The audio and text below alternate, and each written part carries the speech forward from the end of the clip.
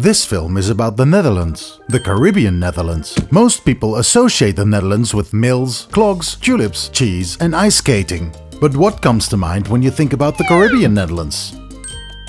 In the Caribbean Netherlands you will find the highest peak of the Netherlands, the tropical forest of the Netherlands, the shortest airstrip of the Netherlands, the best weather of the Netherlands, the most colorful fish of the Netherlands, and not one but two volcanoes. It's the Netherlands without traffic lights, without snow, without trains, without vehicle tests, without skyscrapers, without traffic jams, without zip codes, without euros, and in wintertime it's 5 and in summertime it's 6 hours earlier than in the European Netherlands. The Caribbean Netherlands lies 7,000 kilometers from Amsterdam in the Caribbean.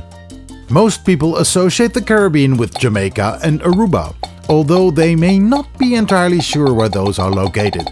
And although it is true that Aruba, Curaçao and St. Martin are part of the Dutch kingdom, they are not a part of the Caribbean Netherlands. That's why we will not discuss these islands. The Caribbean Netherlands consists of the three islands Bonaire, Sint Eustatius and Saba. The biggest island is Bonaire. Bonaire is a diver's paradise. Even the local license plates agree. Apart from diving, Bonaire is also ideal for windsurfing, snorkeling, kitesurfing, kayaking through the mangroves, sunbathing and enjoying the beautiful nature. Bonaire is 38 kilometers long and between 5 and 11 kilometers wide. Almost 18,000 people live on the island in a mix of more than 40 nationalities.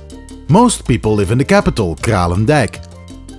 The other main town is Rincon, the oldest village of the former Netherlands Antilles. It's strategically built in a valley, out of sight from enemies and pirates. But those don't exist anymore. The northwestern part of the island is almost completely covered by Washington Slagbij National Park, a conservancy area since 1969. Here, Bonaire's natural, cultural and historical treasures are being protected and managed. The south of the island consists mainly out of salt pans. Salt has been extracted since the 17th century.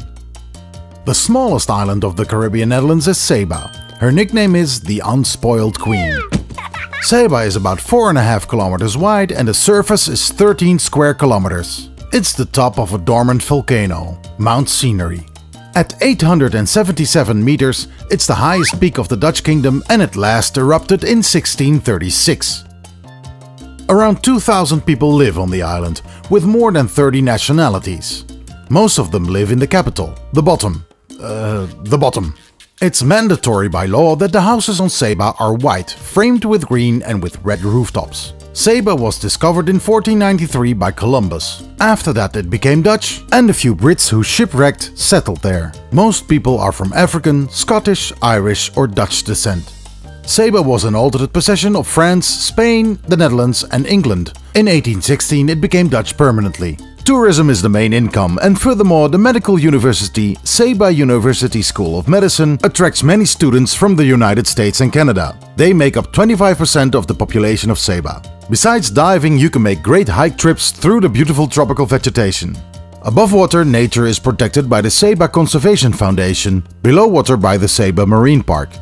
There is only one road on Saba. Locals call it the Road. Dutch engineers did not believe it could be built. Josephus Lambert Hessel believed it could. In 1938 he started the construction. 5 years later, the part from Fort Bay to the bottom was finished. It took 5 years longer before the first car arrived on the island. In 1958, the road that could not be built was completely built. In 1963, on the north part of Saba, the shortest runway in the world for commercial aircraft was constructed. The third island in the Caribbean Netherlands is Sint Eustatius, or Statia, nicknamed the Golden Rock. Statia is 8 kilometers long and 4 kilometers wide and inhabited by some 4,000 people with about 20 different nationalities. Save for the government oil storage company Newstar is the biggest employer on the island. Statia's capital is Oranjestad. Strolling through this town, you will encounter many historical buildings. In the southeast of the island lies the Quill, Statia's dormant volcano. That's what everyone presumes anyway. In the northwest lies a 200,000-year-old extinct volcanic area. It's relatively flat terrain in between. After Statia was discovered by Columbus, it changed possession 22 times. At first it was Spanish, then it became English, then French, then Dutch, English again, back to the Dutch, yet English, a week Dutch, English again, back to the Dutch, suddenly French, quickly back to the Dutch, a week in French, abruptly English, back to the Dutch, again English, French again, Dutch for a bit, French for a couple of days, a fortnight English, Dutch for a month, a tiny time English, and finally in 1636, Dutch. Because of its central location, Statia was an important trading post in the 17th and 18th century with over 20,000 inhabitants and thousands of ships in the harbor. From Fort Oranje in 1776, 11 gun salutes were fired to the Andrew Doria, an American brig. By doing this, Statia was the first foreign power in the world to give international recognition to the independent United States of America. From the 19th century on, Statia became the tranquil and clean island it still is. Not hindered by mass tourism, one can enjoy the beautiful hiking trails in the parks of the Quills Crater and Statia's botanical garden full of exotic plants and herbs.